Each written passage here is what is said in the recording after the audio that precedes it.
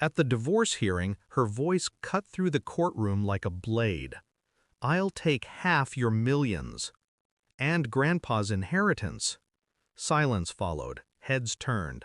My wife stood tall, certain of her victory, a smirk curling beneath her painted face. She thought the judge, the lawyers, the world were on her side. I remained still, calm, as if I hadn't already anticipated the performance. Slowly, I slid an envelope across the table. "Check again," I said. The judge opened it, eyes scanning the documents. His expression shifted, first confusion, then gravity. He looked at her, then back at me, then back at her again. The room's atmosphere changed, and she finally realized something was wrong. It hadn't started in the courtroom. It started years earlier, in whispers I pretended not to hear. Late-night calls, smiles meant for someone else, excuses too rehearsed to be true. She had been my partner, my confidant, the one who once pressed her palm against mine and swore forever. But forever, for her, had a shorter half-life. The betrayal came piece by piece. First infidelity, then manipulation. The false tenderness when she touched my hand in public. The lies she spun about me to her friends, painting herself as a martyr. And then, the final cut.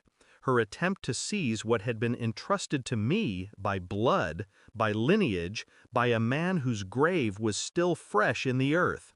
Grandpa's inheritance. The one thing untouchable. Or so I thought. She wanted it all. Not for survival, not for need, but for power, for victory. And I couldn't allow it, I began quietly. Always quietly.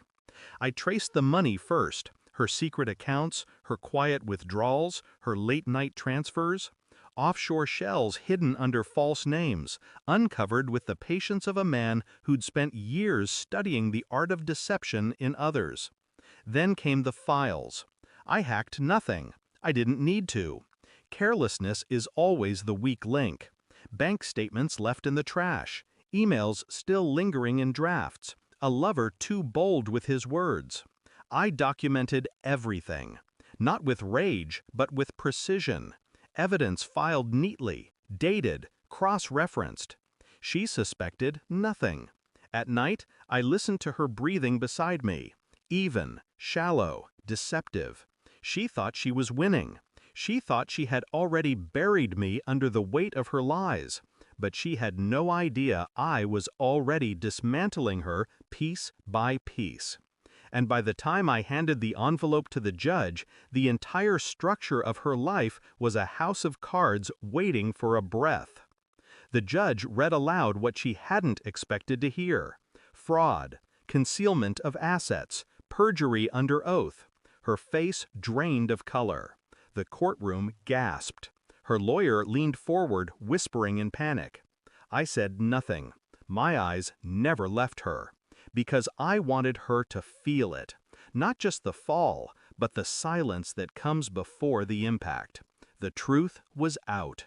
Her accounts exposed. Her lies documented. The lover's words preserved in black and white.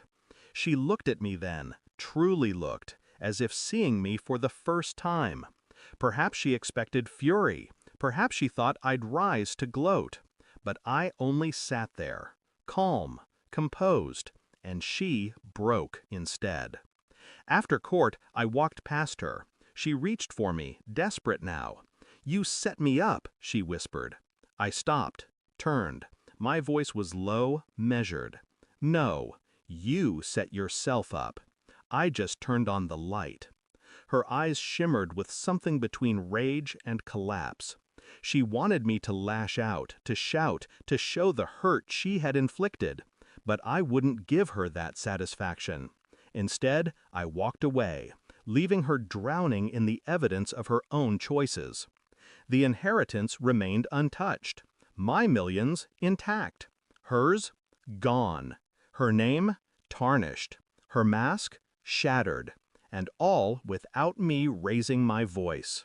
Now in the quiet after, I find myself strangely empty. Not relieved, Not triumphant, simply clear.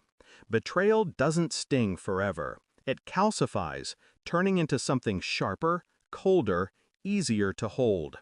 I no longer see her as the woman I married, or the one who once whispered promises in the dark. She is nothing more than a case file, a lesson, a caution, and I am not broken. I am free. She took her shot at my life, my family's legacy, my bloodline, and she failed. The courtroom still echoes in my memory, her words sharp, her downfall sharper. But the only sound I carry forward is silence, my silence, the silence that won. Thanks for watching. Don't forget to like, share, and comment. Subscribe now to Cheating Stories Insight World for more amazing stories.